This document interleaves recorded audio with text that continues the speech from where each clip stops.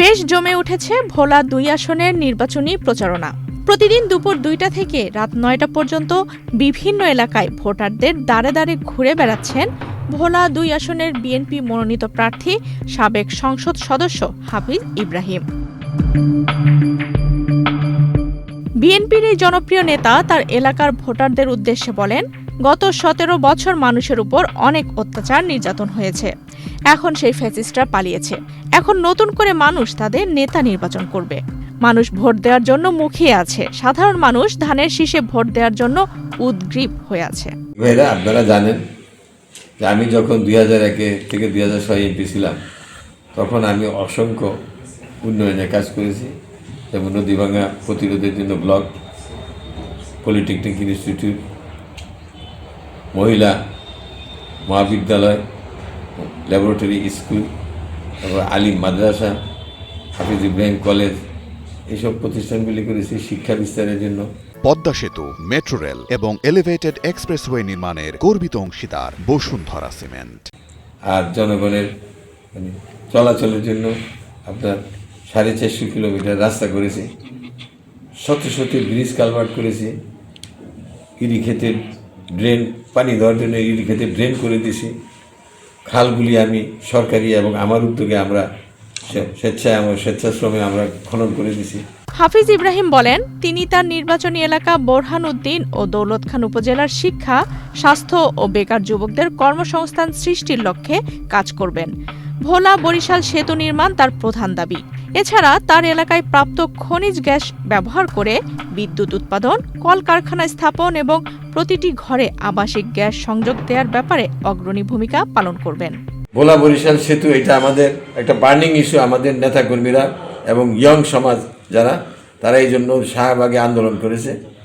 এটা আমাদের অগ্রাধিকার। আপনি জানেন যে 1991 সালে বেগম খালেদা জিয়া যখন দেশের প্রধানমন্ত্রী, তখন কিন্তু বেগম খালেদা জিয়া বিশ্ব ব্যাংকের আওতায় এই ভোলা চরফেশনের রাস্তাকে তিনি অন্তর্ভুক্ত করে দেওয়াতে এখন বিশ্ব ব্যাংকের সহায়তায় কিন্তু ভোলা চরফেশনের রাস্তাটা কিন্তু বাৎসরিক এটা মেনটেন্যান্স হইতেছে। একইভাবে ওই ভোলা বরিশাল সেতু কিন্তু তখন ওইটার প্রকল্পের মধ্যে ছিল। সেটা আপনি দেখবেন যে নদীতে কিছু কিছু কাজ হয়েছে, পিলার হয়েছে, যদি আপনারা চান স্পিড বোর্ডে।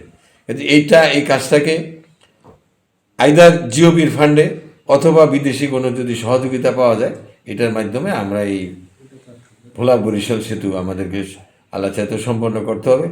আর স্বাস্থ্য সেবার জন্য সেটাও বিদেশিরা আসছিল, তারা আমাদের এই ভবনটিতে তারা জায়গা দেখে গেছে, কোথায় তারা একটা আধুনিক মানের হাসপাতাল করবে।